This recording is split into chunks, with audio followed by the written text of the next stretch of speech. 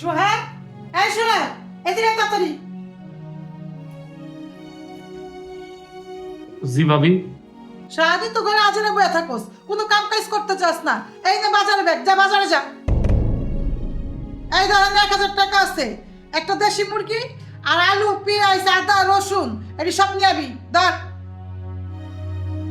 ভাবি, এই 1000 টাকা এত কিছু হইব?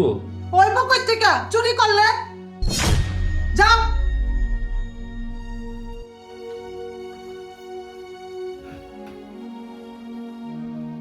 আচ্ছা, তুমি সারাদিন হলো কিরকম ক্যাট করো কা? তোমার ওই দাম রে ভাই, আজেরা থাকে, কোনো চাকরি বাকরি করে না, ভাইয়ের গাড়ির উপরে বয়ে খায়। হ্যাঁ আমার জমিদারি বাপ আছে, হ্যাঁ বাসি পান্তা খাইতে চায় না, হ্যাঁ গরম গরম রাইতে খাইতে। আমি আরো সহ্য করতে পারি না, বাড়ি থেকে বাইর করো, হয় থাকবি তো আমি থাকবো। আর তুমি এটা কি বলতেছো? ও আমার আপন ছোট ভাই, ওরে বাড়ি থেকে বাইর করে দেবো মানে? দেখো আমার সাপ সাপ কথা, তুমি আর বাড়ি থেকে বাইর করে দাও, নাহলে হয় থাকবো না তো আমি থাকবো। তুমি চিন্তা করে দেখো আমি কে থাকবো বাড়ির মধ্যে। দেখো, ওরে তো বাড়ি থেকে বের করে দেওয়া সম্ভব না, আমাদেরই বের হয়ে যেতে হবে। কাপড় চুপড় গুছাও, আলাদা বাসা ভাড়া নিয়ে থাকবে। মানে ওরে বাড়ি থেকে বাইর করে যাবে না কেন? আর আমরা কাপড় চোপড় গুছা মুখে, আর আমরা বাড়ি থেকে বাইরে মুখে। তুমি তো জানো না, বাবার কাছ থেকে আমি অনেক টাকা নিয়েছি ব্যবসার জন্য, ব্যবসায় আমি লস খাইছি। ওই টাকার পরিবর্তে বাবা এই বাড়িটা সোহাগের নামে লেখা দিয়েছে। এখন এই বাড়ির মালিকও, ওরে আমরা কিভাবে বাইর করি? আমাদেরই বের হয়ে যাইতে হবে।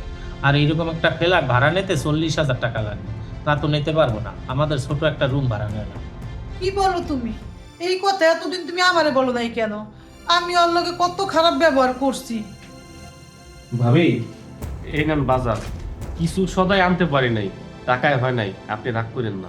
ছোট ভাই সমস্যা নাই, তুমি কত কষ্ট করে বাজার নিয়ে আইছো, তুমি ফ্রেশ হয়ে না, আমি তোমার লিয়ে গরম গরম পরোটা বানাই নিয়ে আইতাছি।